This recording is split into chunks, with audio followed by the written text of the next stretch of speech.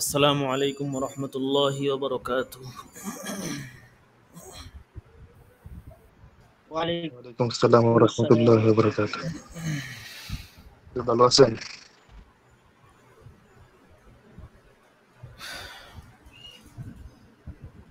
আলহামদুলিল্লাহ ওয়াসসালাতু ওয়াসসালামু আলা মান লা নাবিয়্যা বা'দা। আম্মা বা'দ, ফাআউযু বিল্লাহি মিনাশ শাইতানির রাজীম। বিসমিল্লাহির রহমানির রহিম। قال الله تعالى في القرآن المجيد: قل هل يستوي الذين يعلمون والذين لا يعلمون. وقال الله تعالى في آية أخرى: والذين أوتوا العلم درجات. وقال النبي صلى الله عليه وسلم في الحديث الشريف: من يرد الله به خيرا يفقهه في الدين، أو كما قال عليه الصلاة والسلام. আলহামদুলিল্লাহ, আল্লাহ তাআলার দরবারে অসংখ্য অগণিত শুকরিয়া। আল্লাহ তাআলা আমাদেরকে নতুন একটি শিক্ষাবর্ষে আল্লাহ তাআলার পবিত্র কুরআন কারীম বোঝার জন্য, জানার জন্য আল্লাহ তাআলা নতুন একটি শিক্ষাবর্ষে সকলকে সংযুক্ত হওয়ার তৌফিক দান করেছেন। সেই জন্য সকলে শুকরিয়া আদায় করে বলি আলহামদুলিল্লাহ। আসলে যেহেতু আপনার আমাদের আজকের তাফসির বিভাগের প্রথম ব্যাচ, এখনও অনেক স্টুডেন্ট দেখা যাচ্ছে অনুপস্থিত আছেন। আমার কথা যদি পুরোপুরি শোনা যায় তাহলে আমাকে একটু জানাবেন। যদি আওয়াজ শুনতে কোনো সমস্যা হয় বলবেন। তো যদিও গতকালকে জানানো হয়েছে সকলে যথাযথ সময় এখন মতো শোনা চলে যাচ্ছে না, আসবেন, আলহামদুলিল্লাহ। তারপরে অনেকে দেখা যাচ্ছে অনেকে অনুপস্থিত আছে এখনো।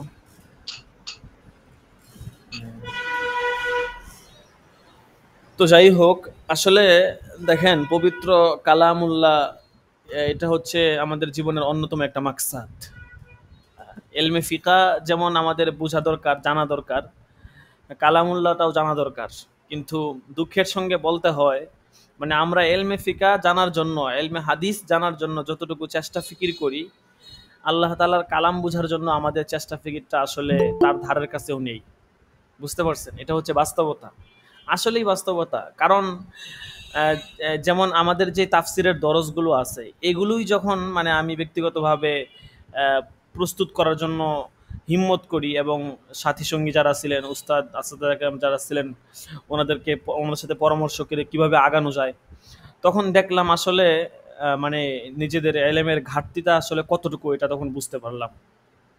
দেখেন, আমরা এলমে ফিকার জন্য প্রায় 1 বছর সময় ব্যয় করি।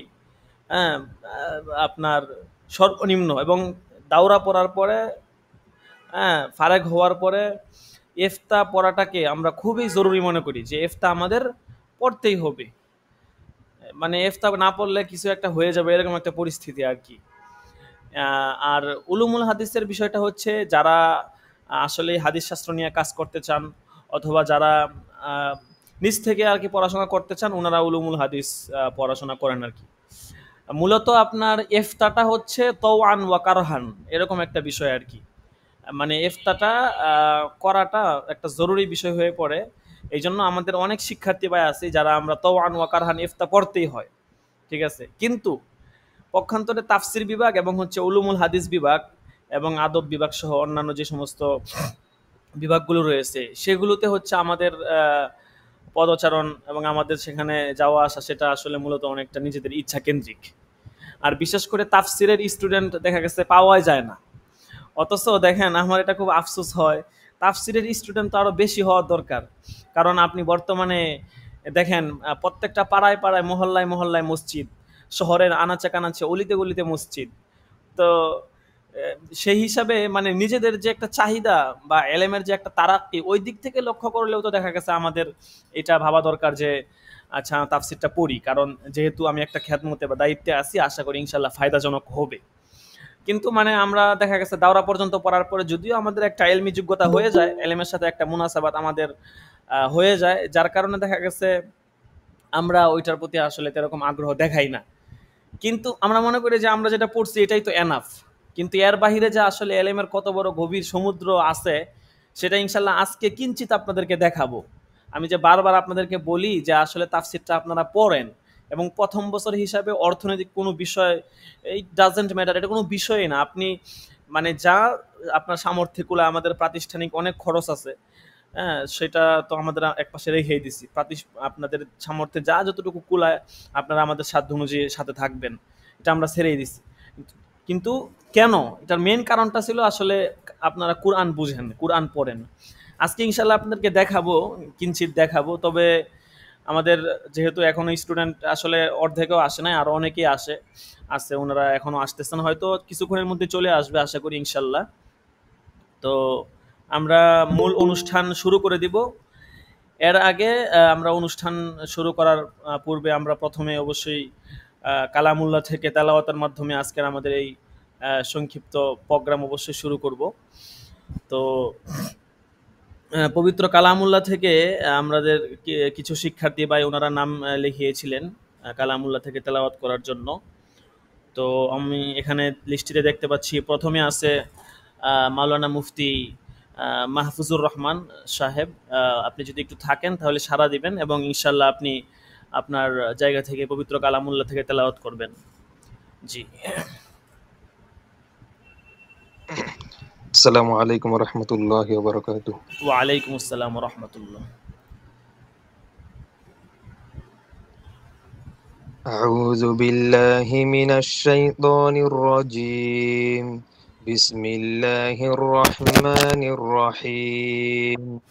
والسماء بنيناها بأيد وإنا لموسعون.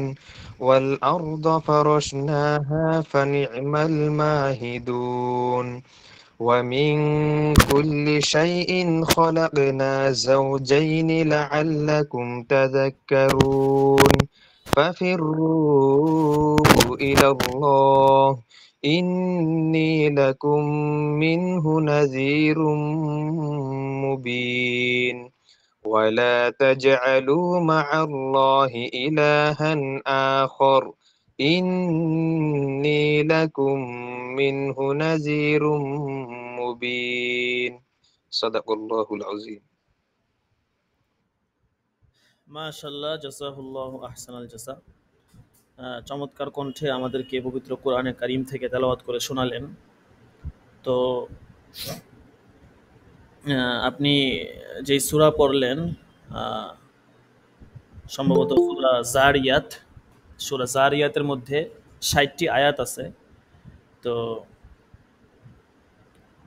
আপনি তেলাওয়াত শুরু করলেন, ওয়াসসামা বানাইনাহা বিআইদি ওয়া ইন্না লামুসিউন।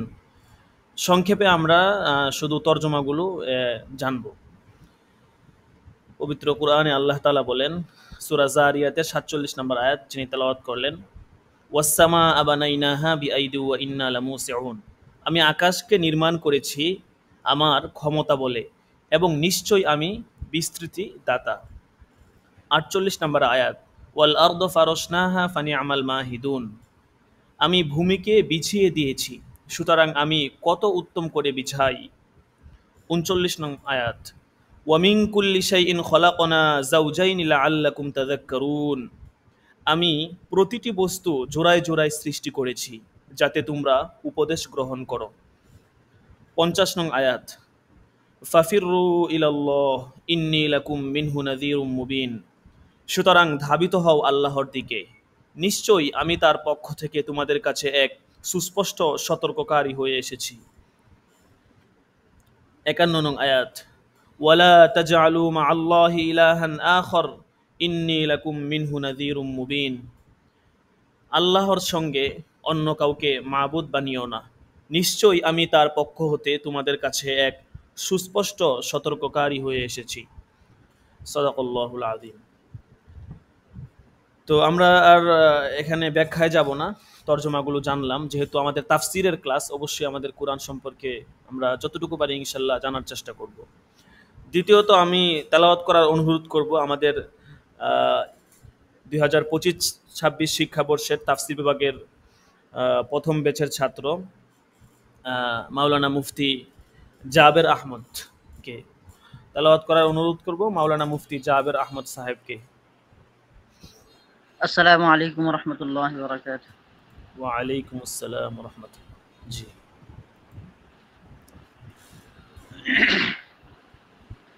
أعوذ بالله من الشيطان الرجيم. بسم الله الرحمن الرحيم. يسألونك عن الأنفال قل الأنفال لله والرسول فاتقوا الله وأصلحوا ذات بينكم وأطيعوا الله ورسوله إن كنتم مؤمنين. إنما المؤمنون الذين إذا ذكر الله وجلت قلوبهم وإذا تليت عليهم آياته زادتهم إيمانا وعلى ربهم يتوكلون. الذين يقيمون الصلاة ومما رزقناهم ينفقون أولئك هم المؤمنون حقا لهم درجات عند ربهم ومغفرة ورزق كريم. صدق الله العظيم. মাশাআল্লাহ, জাযাকাল্লাহু আহসানাল জাযা, বারাকাল্লাহু ফি হায়াতিক। আল্লাহ তাআলা আপনার ইলমে বরকত দান করুক। তো আমাদের মাওলানা মুফতি জাবের আহমদ সাহেব সূরা আনফাল থেকে তেলাওয়াত করছিলেন। তো আমরা তরজমা জেনে নিই সংক্ষেপে।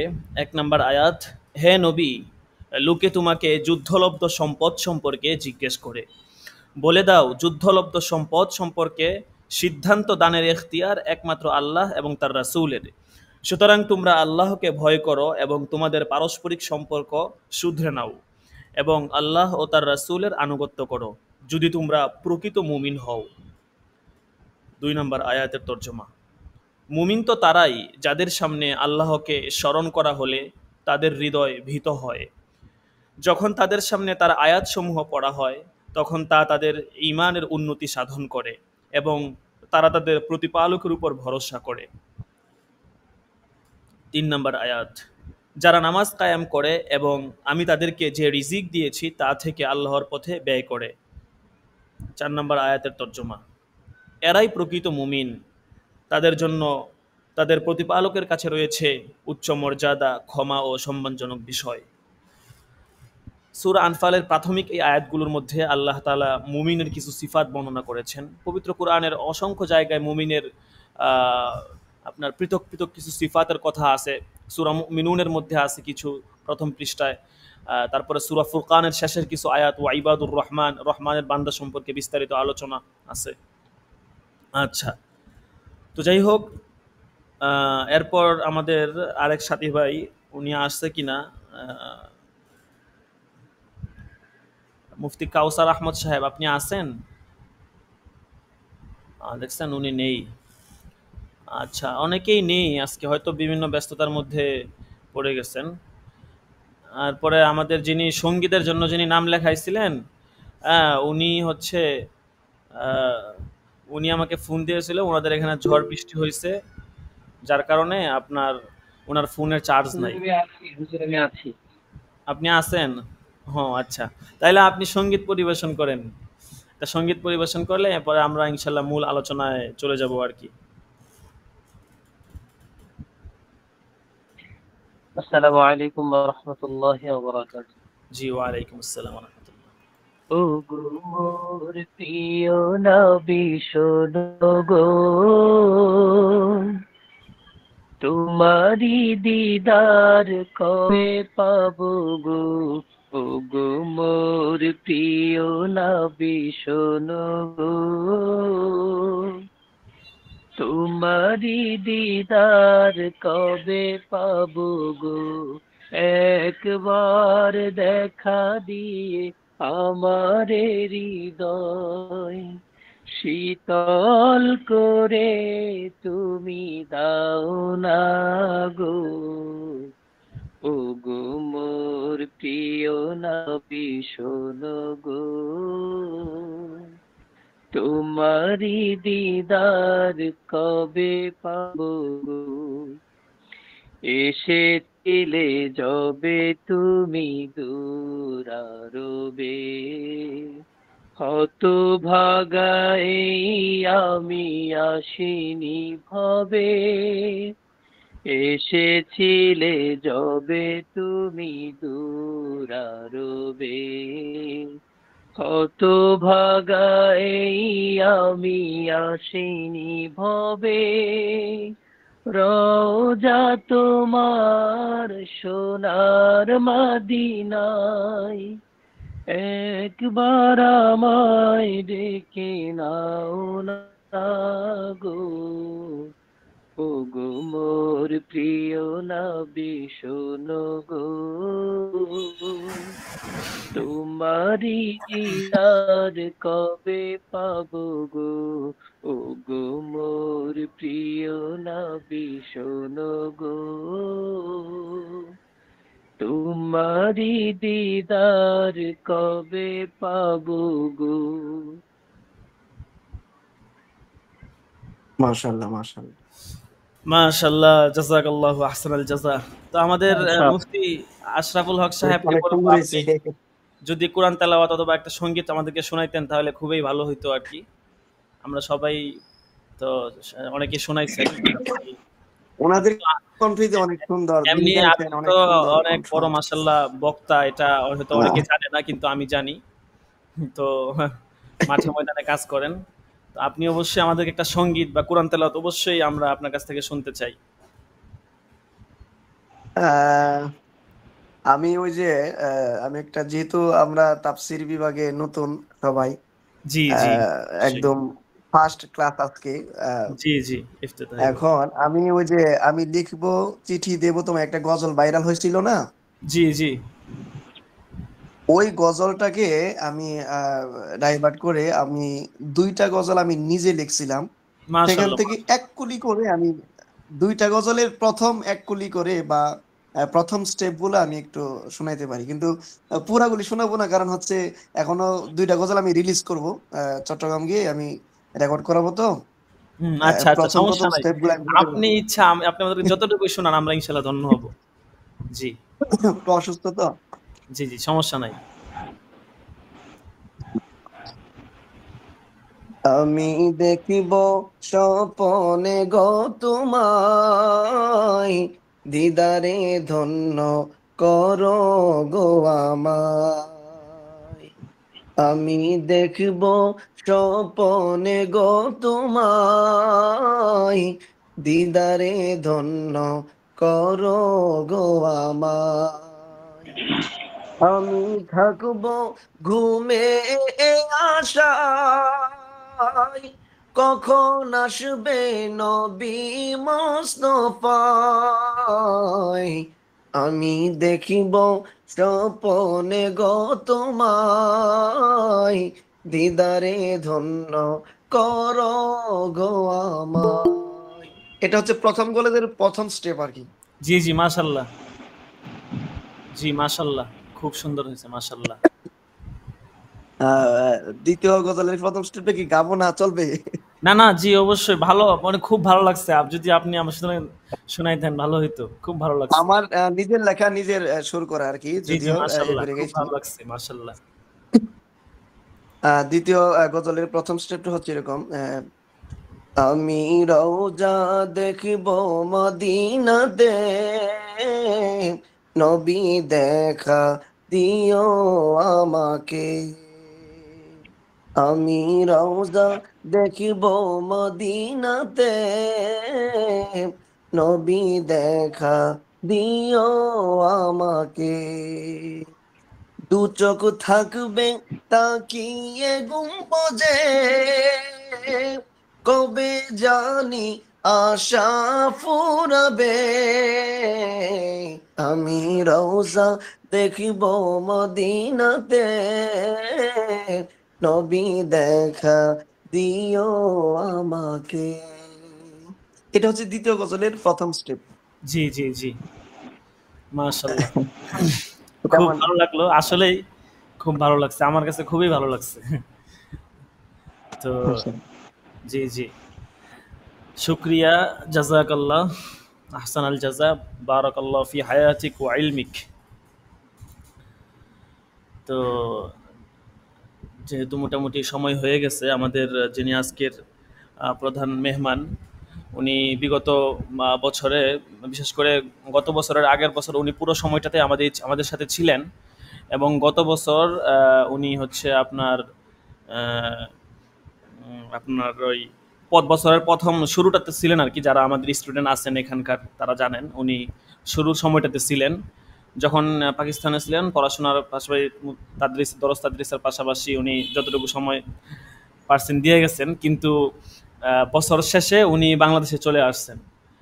তো চলে আসার কারণে ওনার প্রাতিষ্ঠানিক কিছু ব্যস্ততা ছিল। আমি ওনাদের যে ফাউন্ডেশন আছে, প্রতিষ্ঠান আছে, উনি আলহামদুলিল্লাহ অলরেডি চলে আসছেন। তো ওনাদের যেই ফাউন্ডেশন প্রতিষ্ঠান আছে নারায়ণগঞ্জ সোনারগাঁয়ে, ওইটা আমি নিজে ওখানে গেছি, যাওয়ার পর সব কিছু দেখছি ওনাদের কার্যক্রম। তো আপনার ব্যস্ত থাকার কারণে দেখা গেছে গত বছরের শেষ সময়টাতে আর কি উনি দরসের সাথে একটু লেগে থাকতে পারেননি, যে অনেক ব্যস্ততা ছিল আর কি। যাই হোক, বাকি উনি আমাদের সাথে একদম শুরু থেকে আছেন, এই জন্য উনি এত বড় ব্যক্তি, ওনার জায়গা থেকে আসলে আমাদের সাথে থাকা, এটা আসলে অনেক বড় কিছু। আহ, তো ওনাদের যে প্রতিষ্ঠান, এটা আপনার মোটামুটি অনেক বড় করে, আপনার যারা ঢাকা নারায়ণগঞ্জের দিকে আসেন অবশ্যই এদিকে আসবেন। তো ফাউন্ডেশন আকারে দেওয়া হচ্ছে, তো বিশাল বড় জায়গার উপরে নির্মিত হচ্ছে। তো উনি অবশ্যই চলে আসছেন ইনশাল্লাহ। উনি আমাদের মাঝে এখন ওনার গুরুত্বপূর্ণ নসিহত এবং আলোচনা পেশ করবেন। আমাদের অত্র প্রতিষ্ঠানের আহ, শিক্ষা সচিব মাওলানা মুফতি আব্দুর রহমান সাহেব হাফিজাহুল্লাহ।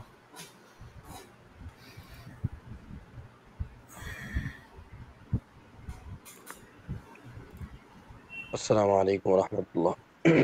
ওয়ালাইকুম আসসালাম রহমতুল্লাহ। السلام ورحمة الله وبركاته.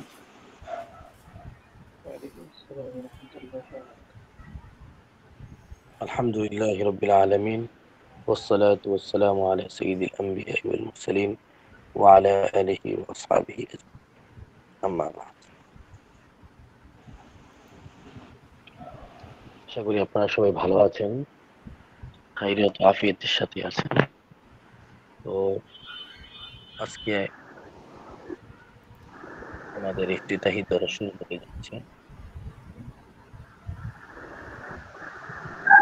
আসলে সংক্ষিপ্ত সময়ে কিছু কথা বলবো, পয়েন্ট আকারে চেষ্টা করবো, হয়তো অগোছালো হবে, বাকি এর মধ্যেই হয়তো আপনাদের জন্য উপকারী কিছু কথা আল্লাহ তাআলা বলিয়ে দিবে ইনশাআল্লাহ। তো তাফসীর এটা এমন একটা জিনিস, যেমন ফিকহা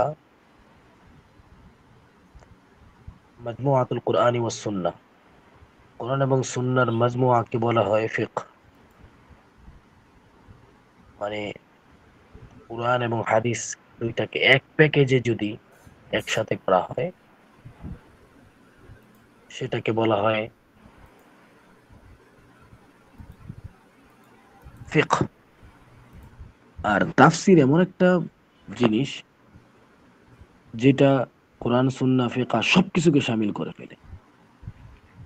মানে আমি বুঝাতে চাচ্ছি, ফিকহ যেমন ফিকহের মধ্যে কোরআন হাদিসের মতো গুরুত্বপূর্ণ দুইটা জিনিস একসাথে আছে, তো তাফসীরের মধ্যে কোরআন সুন্নাহ ফিকহ সব একসাথে আছে। ওইটার মধ্যে দুইটা থাকলে ফিকহের মধ্যে, তাফসীরের মধ্যে তিনটা আরো বেশি আছে। মানে কোরআনের তাফসীরের প্রয়োজনীয়তা এতটুকু, মানে এটার প্যাকেজ, এটার মধ্যে এত কিছু শামিল আছে একসাথে। যেমন আপনি মনে করেন, কোরআনের আয়াতের একটা, এমনও কোরআনের আয়াত আছে, সে আয়াতের একটা আয়াত দিয়েই মানে হাজারো ফিকহের হুকুম বের হয়ে গেছে। এবং শত হাজার হাজার মানে শাখাগত মাসালা সে আয়াতের উপর ভিত্তি করে, সে আয়াতের উপর ভিত্তি করে এই দলিলগুলো দেওয়া হয়। তো যদিও আমাদের এখন বর্তমান সময়টাতে ইফতা পড়ার খুব মানে সবার মধ্যে খুব আগ্রহ, তো তাফসীরটা একটা মজলুম শাস্ত্রই বলা যায়, যেটা তাফসীর পড়ার ব্যাপারে বা বিষয় জানার ব্যাপারে আমাদের এখন আমাদের গ্রহটা তেমন কাজ করে না, মানে উদাসীনতা দেখা যাচ্ছে। এর কারণ অনেক আছে। অন্যতম কারণ যেহেতু এটা মার্কেটে এটার কোনো কিছু চাওয়া হয় না, মানে এটা সার্টিফিকেট নিয়ে তেমন করা হয় না, এই জন্য জি। এটার উপর তেমন গুরুত্ব নাই। আর গুরুত্ব তো এই কারণে হওয়া দরকার ছিল যে মানে মানে কোরআনের সরিষা গাছ তাফসীর নাই? যদি একটা মানুষ ভালো করে না জানে, তাহলে এত বড় হ্যাঁ, আলেম হয়ে মানে লেখিছে। তার ফায়দাটাই কি? মানে একটা তাফসীরের উপর যদি তার ভালো একটা দক্ষতা না থাকে, কারণ তার সকল এলিমের মূল মাকসাদ হলো এটা যে সে একজন কোরআনের দ্বারক হবে, কোরআনের একজন মাহেরে ফন হবে, কোরআনের একজন ভাষ্যকার হবে, এটাই তার মূল মাকসাদ। এবং কোরআন থেকেই মানুষকে সে দাওয়াত দিবে, কোরআন থেকেই মানুষকে মাসলা বলবে, কোরআন থেকেই মানুষকে জীবনের পথ দেখাবে, এটাই তার মানে একজন আলেমের মাকসাদ। তো এখন আমরা যদি ওইটার মধ্যে মানে জালিস। দুর্বলতা থাকে যায় আমাদের, তো ওইটার মাকসাদটি হাসিল না হয়, তাহলে আমরা কিভাবে আলেম হলাম? বুঝছিস? তো আমার মনে হইতেছে যে এটা খুবই উদাসীন একটা উদাসীনতা আমাদের মধ্যে দেখা যাচ্ছে। আম, এবং এটা আরো বেশি কুলাইছি অনুভব বুঝছি। হয় যখন মানে আমরা যখন এই কোরআন থেকে দূরে সরে আর কি, মানে অন্য অন্য বিষয়গুলোতে আমরা খুব বেশি করে যাই, ব্যস্ত হয়ে যাই বলা যায়, যেটাকে বলে। কারণ যদি যেটা বললাম, আপনি যদি তাফসীর সম্পর্কে আপনার জানাশোনা থাকতো, একটা বল- এই ফিকহার মধ্যে না যে মানে ফিকহার কিতাবের মধ্যে না যে ফিকহের মধ্যে ওই বিষয়টা ঘাটাঘাটি না করে, আপনি তাফসীর সম্পর্কে আপনার ভালো জানা থাকলে আপনি যেই কোনো মানে কিতাব থেকে খুলে আপনি তাফসীর থেকে ডাইরেক্ট কোরআন থেকে রেফারেন্স দিতে পারতেন। আমি এটা বলতেছি না যে আপনি ডাইরেক্ট কোরআন থেকে মাসালা দেন, আমি বলতেছি না, আমি বলতেছি এই কথাটা যে আপনি যদি তাফসীরের উপর ভালো একটা বোধপত্তি থাকতো, একটা ভালো জ্ঞান থাকতো, তো আপনি ডিরেক্ট ওই আয়াতে চলে যাইতেন। আয়াতের হাওয়ালার মধ্যে দেখা আছে, নিচে দেওয়া আছে, মনে করেন আয়াতের তর্জমার সাথে বালাগাত, তারপরে এক পর্যায়ে যায় ফিকহের হুকুম বয়ান করে দেওয়া হয়। তো আপনার যদি ভালো একটা বুৎপত্তি থাকতো, আপনার মানে আপনি মানুষকে কত সুন্দর করে বিষয়টা বুঝিয়ে দিতে পারতেন। আর একটা মানুষের মধ্যে যখন কোরআনের বিষয়টা আলোচনা করা হয়, কোরআন থেকে রেফারেন্সের কথাটা বলা হয়, তখন সেই কথার মধ্যে আল্লাহ তাআলা আলাদা একটা মানে কি বলে এটাকে বলে, মানুষের মধ্যে আকর্ষণ তৈরি করে দেয়। যেমন আপনি এটা খেয়াল করেন, শেখ আহমদুল্লাহ, উনি মুফতি না কিন্তু বাকি উনি শেখ হিসাবে ফতুয়া দিতে থাকে, কিন্তু ওনার ফতুয়ার মধ্যে কিছু অনেক ক্ষেত্রে দেখা যায়, যেহেতু উনি বাইরের দেশে ছিলেন বা একটু সালাফি সিস্টেমেও ছিলেন, কিছু কিছু ফতুয়ার মধ্যে আমাদের ইখতিলাফ হয়।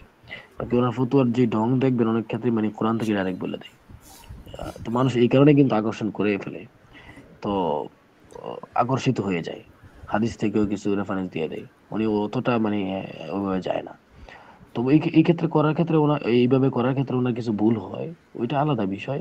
কিন্তু আমি বলতে চাচ্ছিলাম, আমি বলতেছি না যে এইভাবে আপনারা ফতোয়া দেন, আমি বলতে চাচ্ছি আপনি যদি তাফসীরটা জানেন, তাহলে আপনার কথাবার্তার মধ্যে একটা ওজন চলে আসবে, আপনার কথার মধ্যে একটা মানে আলাদা মানুষের একটা আকর্ষণ তৈরি হবে।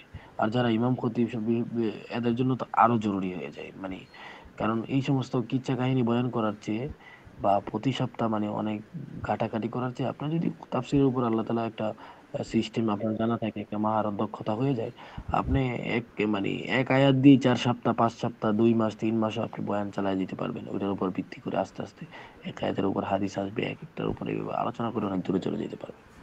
তো আমার মনে হয় এই কারণে যে আমাদের নিজেদের সর্বপ্রথম আমাদের আমাদের নিয়তটা সই করে নেওয়া দরকার, যে আমরা তাফসীর উপরে এই যে একটা ডিপ্লোমা হবে, এটা আসলে তেমন তাখাসুস এটাকে বলা চলে না, কারণ এটা একটা ডিপ্লোমা কোর্সের মতো আপনারা নিতে পারেন।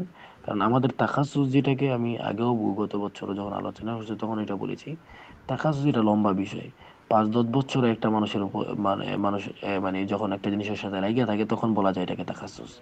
মানে মানে 2 বছর হোক 3 বছর হোক, সে পড়ে যাওয়ার পরে সে যখন এটার উপর কাজ করবে, লং টাইম কাজ দিবে, সেটাকে ছেড়ে না দিবে, 8-9 বছর পরে তার উপর একটা দক্ষতা চলে আসবে, তখন বলা যায় সে এই বিষয়টার উপর তাখাসসুসাত, মানে স্পেশালিস্ট তাকে বলা যায়। আপনি একটা ডাক্তারকে আপনি 2 বছর সে কোনো মেডিকেল কলেজে থাকলে আপনি একটা কোর্স সম্পন্ন করলে তাকে স্পেশালিস্ট বলতে পারবেন না। স্পেশালিস্ট ওই ডাক্তারই হবে যে শিখার পরে, সে যে শিখার পরে আর কি, কি বলা যায় এটাকে, এটার উপর কাজ করবে, খেদমত করবে, এটার উপর সে 8-10 বছর ভালো ইয়া করবে, সার্ভিস দিবে, তখন তাকে স্পেশালিস্ট বলা হবে। তো এটাকে আপনার একটা ডিপ নিতে নিতে, যেটা আমি পাকিস্তানেও আছে, বিভিন্ন জায়গায় চলতেছে, অনলাইনে পাকিস্তানে তেমন নাই, বাকি বিশ্বের অন্যান্য দেশগুলোতে আছে যারা তাফসিরের উপর ডিপ্লোমা ইয়া করে, দাওয়ার উপর করে। তো আপনারা যদি করে নিতে পারেন এটা, ইনশাল্লাহ আল্লাহ তাআলা আপনাদেরকে অনেক বড় রাস্তা আগায় দিবে, এবং নিজেদের জন্য এবং আপনাদের খেদমতের ময়দানটা অনেক বড় প্রশস্ত হয়ে যাবে। এখন আসি, এটা হলো গুরুত্বপূর্ণ আলোচনা, মানে বলতে গেলে গুরুত্বপূর্ণ বলতে এটা হলো আপনাদের তাফসিরের একটা গুরুত্ব সম্পর্কে আমি বললাম আর কি, একদম জীবনের অভিজ্ঞতা থেকে, কোনো বাইরে থেকে কোনো রেফারেন্স নিয়ে আসলাম না, টাইম খুব স্বল্প। এখন আপনাদেরকে আরেকটা কথা যেটা আমি বলতে চাই, তাফসির এটা একটা বড় ময়দান। এটা আপনাকে, এটা মানে যখন এটার মধ্যে নামবেন, আপনাকে এমন মনে করতে হবে, মানে আপনি স্টেপ বাই স্টেপ আগে যেতে হবে আপনাকে। এই যে 1 বছর আপনাদেরকে মাশাআল্লাহ আমাদের মুফতি সাহেব যেভাবে ডিজাইন করেছেন, তো একদম দরস এবং শীট আকারে বিভিন্ন সিস্টেমে, মানে আপনাকে একদম খাওয়াই দেওয়া হয়েছে বলতে গেলে। হাজার হাজার কিতাব থেকে হাজার হাজার বিষয় গেটে এগুলোকে, মানে শত শত কিতাব ইয়া করে রিসার্চ করে আর কি, এগুলোকে একসাথে করা হয়ে গেছে। অবশ্য এটার জন্য কত টাইম অনেকে ব্যয় করছেন, হয়তো আরো আল্লাহ তাআলা আরো যখন সামনে আসবে আরো এটাকে মানে রুটি বানায় একদম খাওয়াই দেওয়া হবে, এমন আর কি অবস্থা। তো যাই হোক, তো এটা আপনাদের জন্য অনেক সহজ হবে। বাকি আপনারা যদি নিজেরা এটা যখন যেভাবে দিক নির্দেশনা দেওয়া হবে, সকল বিষয়গুলো আপনারা আত্মস্থ করবেন এবং সেভাবে চলবেন, তখন এটার মূল ফায়দা আসবে। আর সবচেয়ে বড় কথা আমি যেটা মনে করি, আপনাদেরকে অনুরোধ থাকবে অন্যতম, যে এই কি বলে এটাকে, কোনোভাবেই ক্লাসে কেউ গায়ে হাজির থাকবেন না। অনলাইনে যে ক্লাসগুলো আপনাদেরকে দেওয়া হবে যেই টাইমে, বা থাকলেও কোনোভাবে মানে চেষ্টা করবেন ওইটার কোন রেকর্ড বা ইয়া নিয়ে নেওয়ার জন্য, কারণ এত ক্লাসগুলো হবে, একটা ক্লাসে অনুপস্থিত থাকলে আপনি পরেরটা ক্লাস বুঝবেন না। মানে পড়েন, আমি মনে করি সার্টিফিকেটের জন্য না পড়ে, মানে নিজের ফায়দার জন্য পড়ে, তাহলে এটাই আপনার জন্য অনেক ইয়া হবে, এবং আপনি অনেক কিছু আগে যেতে পারবেন তাফসীরের উপরে। আমি মনে করি, তো কেউ যদি মানে আমাদের কি বলে মাওলানা কোর্স যেটা বলে, এটাকে যদি কেউ দুর্বল হয়েও থাকে, কেউ যদি এই কোর্সটা করে ভালো করে যদি করে, সে একটা রাস্তা পেয়ে যাবে। তাকে একদম আরবিতে হাই লেভেল পারতে হবে না, সে যদি তাফসীরের একটা সিস্টেম বুঝে যায়, তো সে আল্লাহ দিলে একটা ভালো একটা পজিশন তার তৈরি হবে। মানে কি বলে, সে জানবে কিভাবে ফিকা জানবে, মানে সে একটা আয়াত থেকে সে হাদিস ফিকা সব কিছু বুঝার একটা রাস্তা আল্লাহ তাআলা তার মধ্যে ঢেলে দিবে। তো আমি মনে করি এই জন্য, একদম আমি একটু দুর্বল ছাত্র, এই কারণে আমার দ্বারা এটা হয়তো তেমন হবে না, আমি শুধু ক্লাসে শুধু বসে থাকলাম, এভাবে চলে গেলাম, এভাবে না করে টাইমটাকে কাজে লাগাই, যাতে এটা ইয়া হয়, আমাদের জন্য ফায়দাজনক হয়। তো এটা একটা বড় ময়দান, আমি বলতেছিলাম বড় ময়দান। তো আপনাদেরকে এই 1 বছরে আপনাকে একটা রাস্তা দেখানো হবে, আপনি বাস বাকি রাস্তার উপর চলতে চলতে চলতে চলতে চলতে চলতে আল্লাহ তাআলা কাউকে স্পেশালিস্টের উপর বানায় দিবে, কাউকে একটু মিডিয়াম বানাবে, বাস দক্ষতা আল্লাহ তাআলা এক একজনকে এক একভাবে দিবে।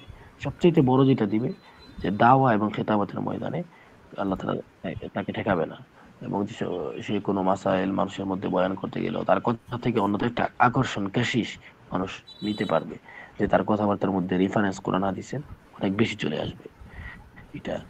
তো আমি আরেকটা কথা যেটা বলতে চাই, যে তাফসীরের মধ্যে অনেক কিতাবাদি আপনাদেরকে যখন বিভিন্ন ওখানে দেওয়া হবে, ইনশাআল্লাহ যখন দরস থাকবে, আমরা বলতে থাকবো বিভিন্ন বিষয়।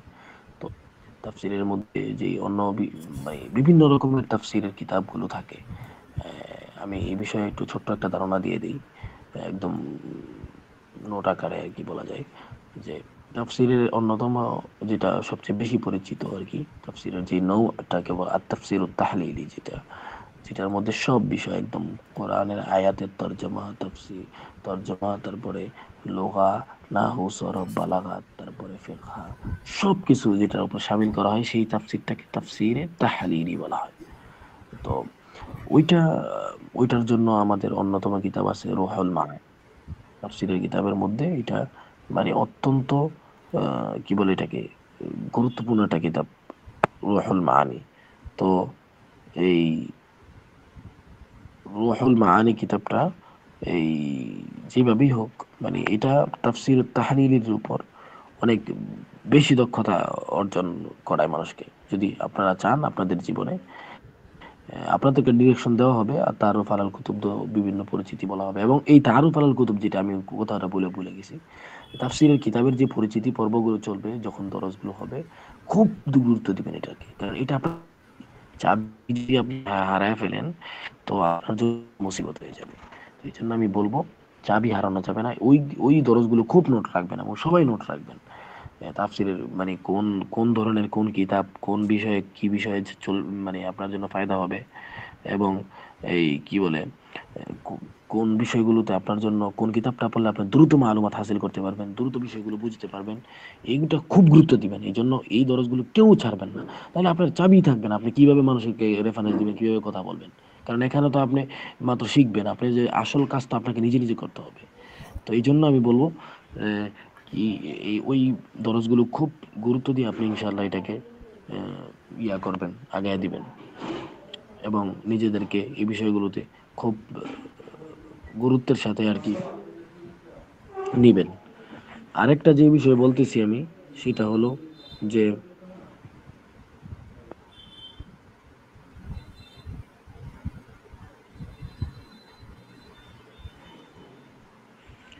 আর যে বিষয়টা আমি বলবো সেটা হলো তাফসীর তাহলিলের কথাটা বলতেছিলাম। তো এই বিষয়ের উপর মানির যে কিতাবটা আছে তাফসীরের, এটা অনেক মানে বড় এবং বিশ্বের সবচেয়ে তাফসীরের কিতাব এটা। তো এই জন্য এটার উপর আমরা আপনারা এই কিতাবটার কথা খুব ভালোভাবে মনে রাখেন। আর আমি যে জিনিসটা বলবো, তাফসীরের সাথে আপনারা হাদিসের রেফারেন্স নেওয়ার জন্য আপনাদের জন্য সবচেয়ে সহজ হবে যদি আপনারা যারা খুতবার ময়দানে আছেন, খতিব আছেন, বা কেউ বিষয়ভিত্তিক আলোচনা করতে চান, বা দাওয়ার উপর কাজ করতে চান, তো আপনারা মিশকাতুল মাসাবিহ কাছে রাখবেন, মিশকাতুল মাসাবিহকে কাছে রাখবেন ইনশাআল্লাহ। তো এটা আপনাদের তাফসীরের ক্ষেত্রে অনেক ইয়া করবে। তো রুহুল মাআনিকে আমি বললাম একদম যদি কেউ বিস্তারিত সব বিষয় একটা মানে একদম পেট থেকে বের করে জানতে চায় সবকিছু একদম, তো ওইটা আপনারা ইনশাআল্লাহ এই খুব এই কি বলে এটাকে রুহুল মাআনি থেকে আপনারা সহযোগিতা নিতে পারবেন অনেক বেশি করে। আর এখানে আরেকটা বিষয় বলে রাখি, তাফসীরের মধ্যে মানে নির্ভুল এবং খুব মানে এর ক্ষেত্রে কিন্তু এই বিষয়গুলো খেয়াল রাখতে হয়। তাফসীরের ক্ষেত্রে ইসরাইলিয়াত মওযুআত, যেটাকে মানে ইসরায়েলি রেওয়ায়াতগুলো যেগুলো আমাদের কাছে মোতাবার না, এবং মওযুআ মানে প্রচুর পরিমাণে জাল হাদিসও আসে, জাল ঘটনাগুলো আছে, যেটা আমাদের বর্তমানে বক্তাদের মধ্যে অনেক বেশি ছড়া গেছে। আপনি তাফসীর আহ, আপনি তাফসীর যখন আহ, পড়বেন, তো তাফসীর পড়ার ক্ষেত্রে আপনাদেরকে এই বিষয়টা খুব খেয়াল রাখতে হবে যে এই আমার আওয়াজ মনে হয় একটু কম হচ্ছে, বাকি আমি চেষ্টা করতেছি অনেক জোরে বলার জন্য, তারপরে মাঝরাত। তো এই কি বলে এটাকে তাফসীরের ক্ষেত্রে এই জিনিসটা আপনাদের খুব খেয়াল রাখতে হবে। আপনারা যারা এই ডিপ্লোমা নিবেন, তো আপনাদের দ্বারা যাতে কোনো মানে মৌজু বিষয়গুলো না ছড়ায়, বানোয়াট কাচ্চা কাহিনী এগুলো অনেক বলা, বড় বড় আলেমদেরকে নাম বললেও চিনবেন, এবং বড় বড় আমাদের বড় বড় নেতা এনারাও মানে মোতালার সময় তো পাওয়া যায় না, তো বাস মানে আইসা হাদিস মানে চালায়া দেয়, এক ঘটনা বলে দেয়, বাস বলে দিয়ে চলে যায়। তো এইভাবে আসলে এই চলতে থাকে। তো এই জন্য আপনাদের থেকে যাতে এই বিষয়টা কোনোভাবেই প্রকাশ না পায় যে আপনারা বানোয়াট বিষয় বলতেছেন তাফসীর বিষয় মুতাবার। আমি এই জন্য বলি যারা কথাবার্তা বলতে চান, দাওয়াতের ময়দানে যাইতে চান, বা ওয়াজ করেন, বা খতিব হইতে হন, বা ইয়া করেন, তারা তাফসীর ইবনে কাসির, যেটাকে আমি বললাম সবচেয়ে মুতাবার হিসেবে তাফসীর ইবনে কাসিরটার সাথে মানে ইবনে কাসির থেকে রেফারেন্স নেওয়ার চেষ্টা করবেন। ওখানে ওখানে আপনার যে বিষয়টা বানোয়াট মৌজু ওইটাও বলা থাকে, কোনো হাদিস দুর্বল থাকলে ওইটাও বলা থাকে, সব বিষয় একসাথে চেষ্টা করা হয়েছে ওখানে। মানে রুহুল মাআনি তো অনেক বেশি বিস্তারিত, কিন্তু তাফসীর ইবনে কাসির একটু কম বিস্তারিত, এবং ওখানে সবচেয়ে নির্ভরযোগ্য বিষয়গুলো ওখানে পাওয়া যায় তাফসীর ইবনে কাসিরের মধ্যে।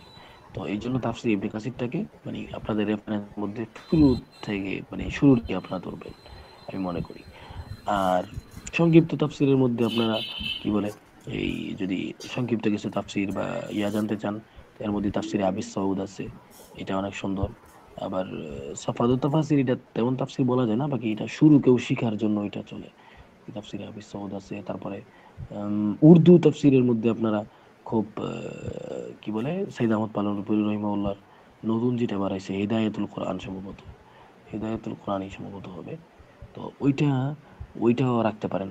ওইটা হুজুর ওইটার মধ্যে খুব ভালো করে মাশাআল্লাহ মানে সকল তাফসিরের শারীরিক জাস নিয়ে আসছে হিদায়াতুল কোরআন ওখানে এইটার মধ্যে। তো এই জন্য এটা আপনাদের জন্য অনেক সহজ হতে পারে। তারপরে আশাবাড়ি থানবী রহমতুল্লাহ আলাইহি বয়ানুল কোরআন আছে, এটাও খুব ইম্পর্টেন্ট, এটাও খুব গুরুত্বপূর্ণ, এটাও রাখতে পারেন যদি করেন। তো আমি হিদায়াতুল কোরআনটার কথা এই কারণে বললাম, কারণ আশাবাড়ি কি বলে সাইদ আহমদ পালনপুরি রহিমাহুল্লাহ খুব আমাদের নিকট অতীতের মানে ব্যক্তি, এবং ওনার এলেমের ব্যাপারে কারো মানে কোনো কি বলে দৌড়ায় নেই আর কি বলা যায়।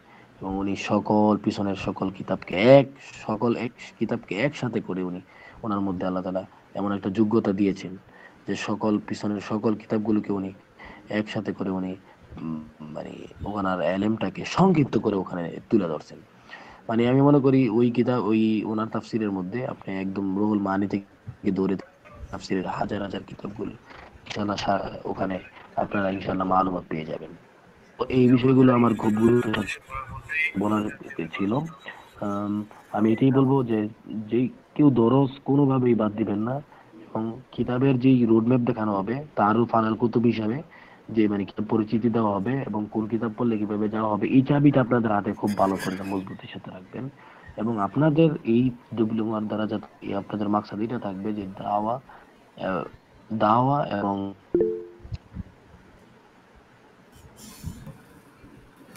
একজন প্রশ্ন করছে তাফসির ইবনে কাসির পুরো চলে গেছে, বাংলা আরবি হবে না, আমি কেমন কিছু বলছে হয়তো আমি পুরো দেখতে পারি নাই।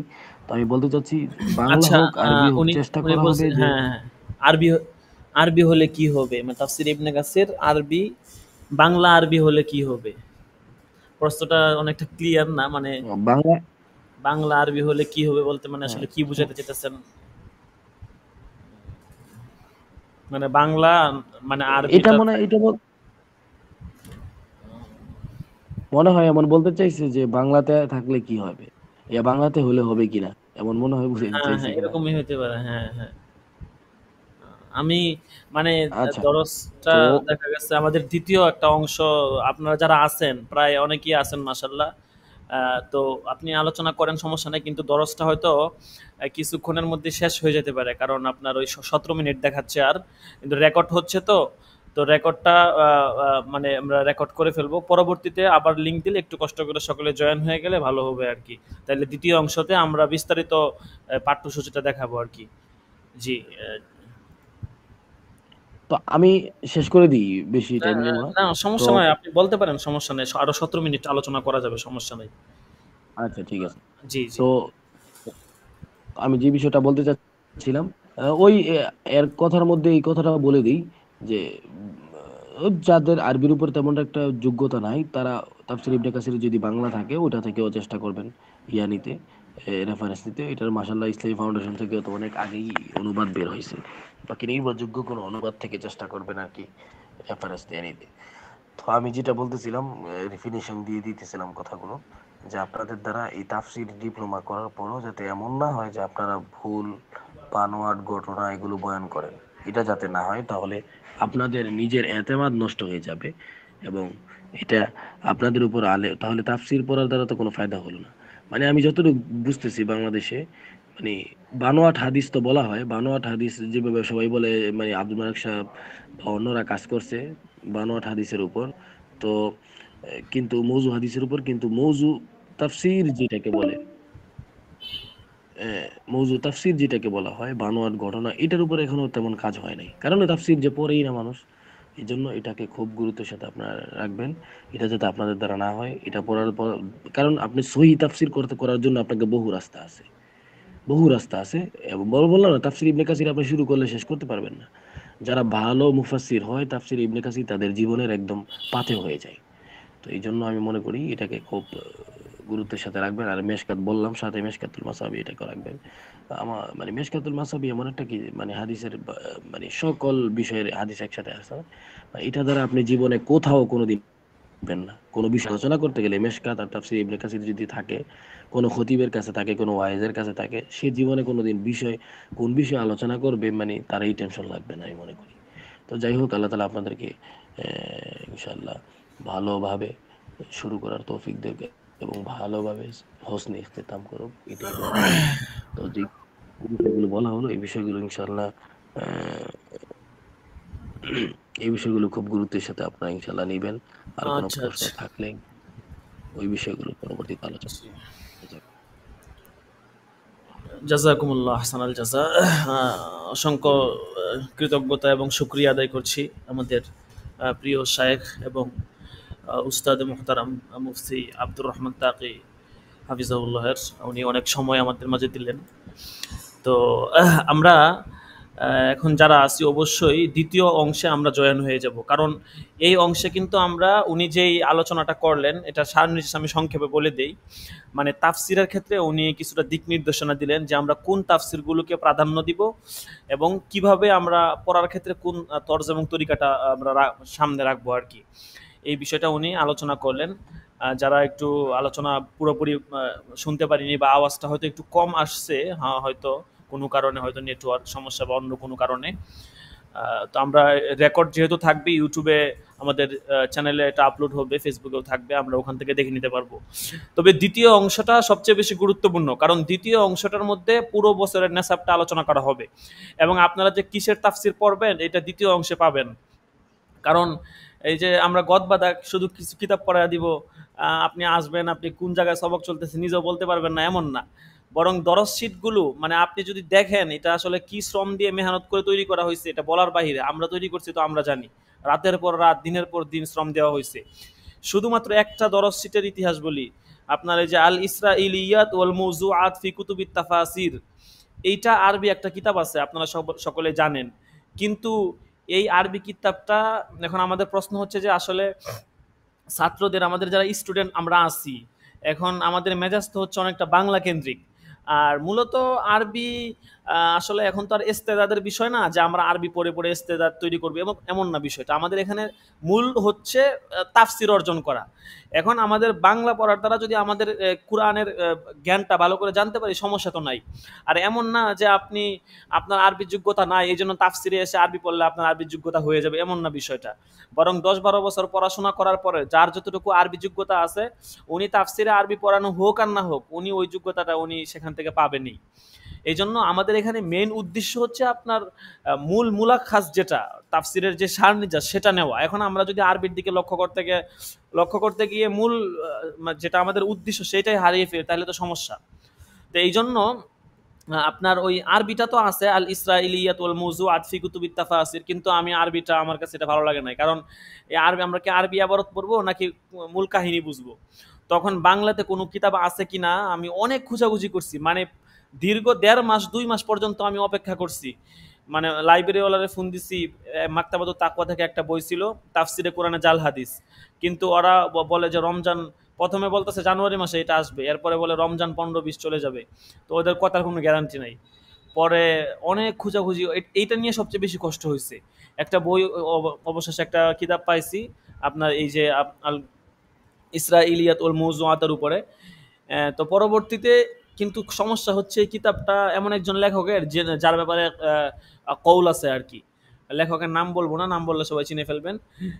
কিন্তু তো তখন আমি চিন্তা করলাম না, এই কিতাব এভাবে পড়ানো যায় না, কারণ এটা যেহেতু এমন লেখক লেখছেন, অথচ কিতাবে তো উনি আর নিজ থেকে বানায় লেখে নাই, বরং উনি যে ঘটনাগুলো লেখছেন বা উনি এখানে যা যা নিয়ে আসছেন সবগুলো উনি রেফারেন্স সহ উল্লেখ করছেন, কোন জায়গায় আছে, কত নাম্বার পৃষ্ঠায় আছে, কোন তাফসিরে আছে, সব উনি রেফারেন্স সহ লেখছেন। কিন্তু ব্যক্তিত্ব হচ্ছে আপনার ওনার সম্পর্কে কথা আছে, ঠিক আছে? তো এখন এমন ব্যক্তির কিতাব তো আমরা এভাবে পড়তে পারি না, তখন কি করা যায়?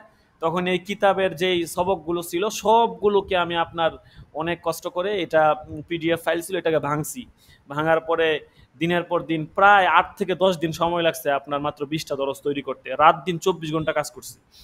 তো তো একটা সবক আপনার একটা ইতিহাস শুনাইলাম, এরকম আরো 19টা সাবজেক্ট আছে। এক একটা সাবজেক্ট, কিছু কিছু সাবজেক্ট তো এমন গেছে তৈরি করতে অবস্থা 12টা বেজে গেছে, আর কিছু সাবজেক্ট খুব সহজ হয়েছে, 2 দিনের মধ্যে তৈরি করে ফেলছি। তো ওই যে উনি বললেন যে আপনাদেরকে আসলে খাওয়ায় দেওয়া হয়েছে, বিষয়টা এমনই, মানে আপনাদের সামনে উপস্থাপন করে একদম সবকিছু তুলে ধরা হয়েছে, এখন শুধু আপনারা গিলবেন এমন বিষয়টা। কিতাব থাকলে তো সবকটা কিতাবের মধ্যেই থাকতো, এটা তো আর আপনার ধ্যানে আসতো না, কিন্তু এমন সুন্দর করে তৈরি করা হয়েছে আপনারা দেখলেই বুঝবেন। এখন আমরা চাচ্ছি যে এইটা যেন কেউ কপি বা মানে আমাদের থেকে নকল করে এটা তারা আবার শীট মানে চালু না করে, কারণ এটার জন্য অবশ্যই আমরা এটা নিবন্ধন করতে চাইতেছি। কারণ যতটুকু আমার বিশ্বাস আছে এবং আমাদের বিশ্বাস আছে ইনশাল্লাহ অবশ্যই এটার গ্রহণযোগ্যতা থাকবে অনেক বেশি। কিন্তু সমস্যা হচ্ছে আপনাদের ওই যদি কারো কোনো উদ্দেশ্য থাকে বা বাহিরের কোনো লোক যদি আমাদের মধ্যে চলে আসে, তারা আবার দেখা গেছে এটাকে নকল করে এটার মধ্যে কম বেশি করে তারা নিজেদের মতো করে আপনার এখানে তারা একটা কোর্স তৈরি করার চেষ্টা করবে। তো আমরা চাচ্ছি যে এটা একটা নিবন্ধন করে ফেলতে, যাতে করে এটার মধ্যে কোনো ধরনের আপনার কাটসিট করা বা এটা সামাজিকভাবে এটা প্রচার প্রসার করা এগুলো যেন করতে না পারে। শুধুমাত্র আমাদের যারা স্টুডেন্ট আছেন ওনাদের জন্য এটা বিশেষভাবে বরাদ্দ থাকবে। তো যাই হোক, এখন এই আমি লিঙ্কটা এটা কেটে দিব, কারণ আপনার এখান থেকে জয়েন করছি তো, যার কারণে আপনার মানে দেখা গেছে সময়টা শেষ হয়ে যাইতেছে আর কি।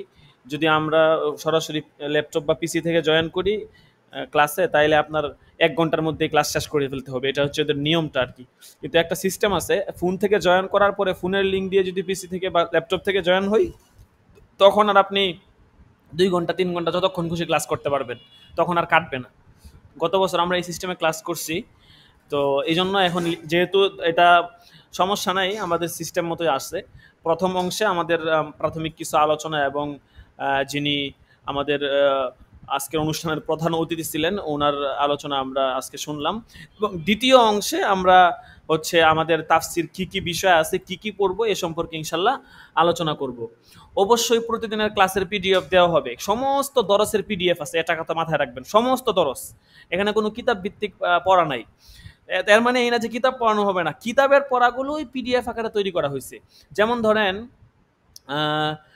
আপনার কিতাব আছে কি যেন নাম, আরে ওই দিনই তো নামাইলাম, দাঁড়ান একটু দেখি, ভুলে গেছি, ওই দিনেই কিতাবটা নামাইছি আমি, দাঁড়ান একটু, আরে আপনার ওই যে ইয়ার কিতাবটা এরাবুল কোরআনিল কারীম আর কি, ঠিক আছে, কোরআন কারীমের এরাবুল কোরআনিল কারীম ওয়া বায়ানুহু, এটা অনেক বড় একটা কিতাব, আপনার প্রায় 5000 পেজ প্লাস, মানে 5000-এর উপরে পৃষ্ঠা আছে এই কিতাবের মধ্যে। এখন আপনি বলেন এই 5000 পৃষ্ঠা কি পড়া সম্ভব? জীবনে সম্ভব না। আবার আরেকটা আছে আপনার ভিন্ন ভিন্ন, তখন আমি কি করছি, এখান থেকে যেটা সবচেয়ে বেশি জরুরি ওইটাকে আপনার ভাগ ভাগ করে পিডিএফ আকারে তৈরি করা হয়েছে, যাতে করে আপনাদের পড়তে সহজ হয়। বুঝতে পারছেন? আচ্ছা, তো আমি দরসটা এখানেই সমাপ্ত করতে চাচ্ছি। বাকি দ্বিতীয় অংশে আমি আবার লিঙ্ক দিব গ্রুপে, যে যেখান থেকে আসছেন সবাই লিঙ্ক নিয়ে আবার জয়েন হয়ে যাবেন, কারণ দ্বিতীয় অংশটাই হচ্ছে মেইন। দ্বিতীয় অংশটা জানলেই আপনি বুঝতে পারবেন সারা বছর কি পড়ানো হবে, ঠিক আছে, তখন আপনি তার গুরুত্বটা কিছুটা হলেও আন্দাজ করতে পারবেন। এই জন্য সকলকে আমি দ্বিতীয় অংশে জয়েন করার জন্য বিনীতভাবে অনুরোধ জানাচ্ছি। তো প্রথম অংশ এখানেই সমাপ্ত, আমরা দ্বিতীয় অংশের জন্য এখনই আমরা গ্রুপে একটু সকলেই চলে যাই, গ্রুপে ইনশাল্লাহ লিঙ্ক দেওয়া হচ্ছে, সেখান থেকে সকলে জয়েন হয়ে নিই। সকলে ভালো থাকবেন, আর আপনাদের যে প্রশ্ন উত্তরগুলো আছে ইনশাল্লাহ সবগুলো দ্বিতীয় পার্টে ইনশাল্লাহ উত্তর দেওয়া হবে। তো সকলে ভালো থাকবেন, দ্বিতীয় অংশে সকলে এখনই চলে আসুন। জাযাকুমুল্লাহ। আসসালামু আলাইকুম ওয়া রাহমাতুল্লাহি ওয়া বারাকাতুহু।